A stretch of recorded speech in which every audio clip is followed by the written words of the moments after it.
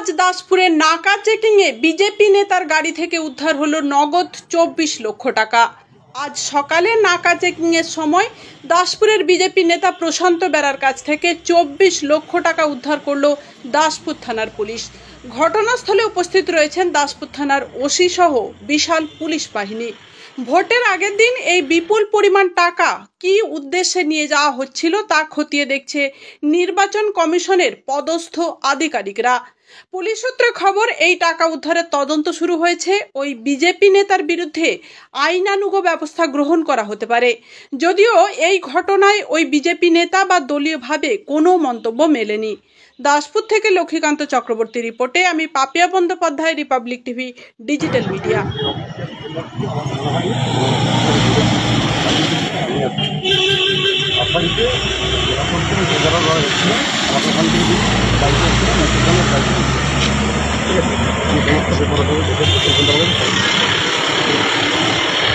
রাজনৈতিক ব্যক্তি কি বলবেন?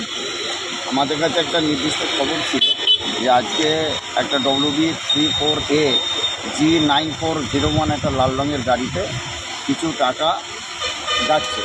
তো আমরা এটাকে ট্র্যাক করে আমরা আমাদের পুকুরদা নাকা পয়েন্টে ইন্টারসেপ্ট করি এবং তার মধ্যে এক ব্যক্তিকে পাওয়া যায়, তার নাম প্রশান্ত বেরা। উনি দাসপুর বিজেপি কনভেনার, উনি রাজনৈতিক ব্যক্তিত্ব। ওনার কাছে 24 লক্ষ টাকা পাওয়া গেছে। উনি এখনও সেটা সদুত্তর দিতে পারেনি। আমরা এটাকে সিজ করে আইনগত যেটা আছে সেটা ব্যবস্থা নেব, তারপর তদন্ত করে দেখব। উনি কি কোনো বৈধ নথিপত্র দেখিয়েছে? উনি আপাতত আমাদের কাছে কোনো বৈধ নথিপত্র দেখাতে পারেননি। তিনি কী উদ্দেশ্যে নিয়ে যাচ্ছেন সেটা আমরা তদন্ত করে দেখে টাকা কি আপনারা সিজ করছে? আমাদের প্রসেস চলছে।